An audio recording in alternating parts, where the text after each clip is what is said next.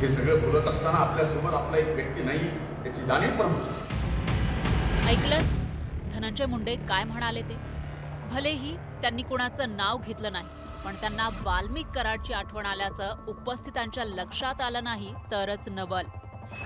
जय महाराज, जय महाराज। कारण मुंडेंच्या या वक्तव्यानंतर उपस्थितांनी दिलेली दाद सगळं काही सांगून जाते। पुन्हा एकदा ऐका धनंजय मुंडे काय म्हणाले ते। हे सगळं बोलत असताना आपल्यासोबत आपला एक व्यक्ती नाही याची जाणीव पण होती। माझ्यासारख्या एक कार्यकर्ता म्हणून सहकार्याला सहकार्य समजतो म्हणून मला सुद्धा याची कुठेतरी आजच्या कार्यक्रमात जाणीव करून द्यावी। मुंडेंनी आपल्या भाषणात परळीमधील जगमित्र कार्यालयाचा उल्लेख केला। याच कार्यालयात बसून वाल्मिक कराड सगळा कारभार हाकत होता। मस्साजोग गावचे सरपंच संतोष देशमुख यांच्या हत्येचा वाल्मिक कराडवर आरोप आहे। कराडच्या साथीदारांनी संतोष देशमुखांची निर्घृण हत्या केली। सध्या कराड या प्रकरणी तुरुंगाची हवा खातोय। धनंजय मुंडे आणि वाल्मिक कराडची जवळी काही लपून राहिली नाही। त्यावरून धनंजय मुंडेंवर बरेच आरोपही झाले होते।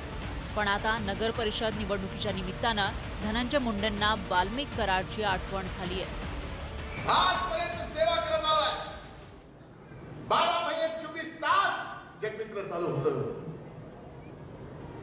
जे काही असेल नसेल गोरगरिबाला मदत आपण करत होतो।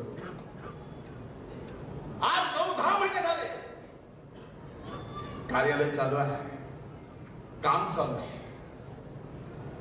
हे सगळं बोलत असताना आपल्यासोबत आपला एक व्यक्ती नाही याची जाणीव पण होती। माझ्यासारख्या एक कार्यकर्ता म्हणून सहकार्याला सहकार्य समजतो म्हणून मला सुद्धा याची कुठेतरी आजच्या कार्यक्रमात जाणीव करून द्यावी। काय चुकलं काय नाही ते बघेल न्यायालय, पण ती जाणीव नक्कीच होईल। गेल्या डिसेंबर महिन्यात पवनचक्कीच्या वादातून संतोष देशमुख यांची निर्घृण हत्या झाली होती। या हत्या प्रकरणी 8 आरोपींना अटक करण्यात आली आहे, तर 1 आरोपी फरार आहे। वाल्मिक कराड हा या हत्याकांडाचा मुख्य सूत्रधार असल्याचा उल्लेख आरोपपत्रात करण्यात आलाय। वाल्मिक कराडशी असलेल्या संबंधांमुळे धनंजय मुंडेंना मंत्रिपदावरून पायउतार व्हावं लागलं। गेल्या वर्षभराच्या काळात आपल्या बदनामीचा प्रयत्न झाल्याचा आरोप धनंजय मुंडेंनी केलाय। जीवनात अनेक जणांनी गेले 1 वर्षभर मी हे सहन करतो। मी काय सहन केलंय फक्त मला एकट्याला माहिती आतून, पण जीवनात एवढे छातीवर वार माझ्या झाले ते 1 वर्षात झाले।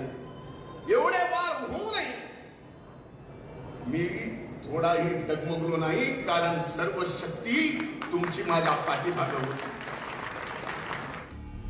तुरुंगात असलेल्या वाल्मिक कराड विषयी धनंजय मुंडेंना कळवळा आल्यानं विरोधकांसह सामाजिक कार्यकर्त्यांनी टीकेची झोड उठवली आहे।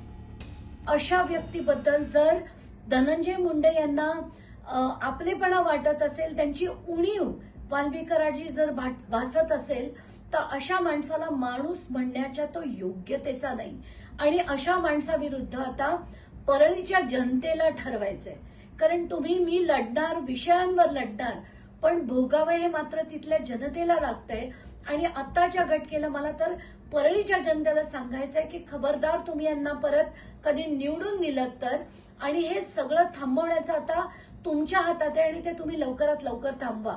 असं जर म्हणलं असेल तर त्याच्यासारखा नीच माणूस दुसरा कोणी नाही। तर संतोष भाईची इतकी क्रूर हत्या करून तो जर म्हणत असला की मला कोणी वाचवते, तर त्या धन्यात का दुसरा नीच माणूस या पृथ्वी तलावर दुसरा असू शकत नाही कोणी। तो मित्र असो किंवा ते स्वैर असो, वाईट कृत्य जर केलं तर त्याचं कधी समर्थन करायचं नाही। आणि त्यातले त्यात आता तर अजित पवारचे डोळे उघडले तर बरं होईल। संतोष देशमुख हत्या प्रकरणाचे पडसाद राज्यभरात उमटले होते। त्यावरून धनंजय मुंडेंना विरोधकांसह स्वपक्षीयांनी घेरलं होतं।